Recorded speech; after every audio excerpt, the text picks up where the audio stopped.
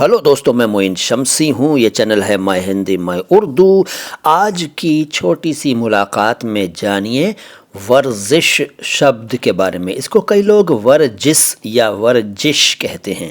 ये दोनों ही उच्चारण गलत हैं। सही उच्चारण है, जैसा कि मैंने पहले कहा, वर्जिश, ज ज ज जिश, वर्जिश। वर्जिश का अर्थ तो आप जानते हैं, फिर भी बता देता हूँ।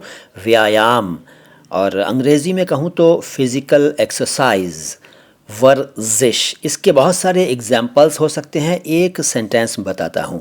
सभी को अपनी शारीरिक बनावट के अनुसार कोई न कोई वर्जिश पाबंदी से करनी चाहिए या पाबंदी के साथ करनी चाहिए।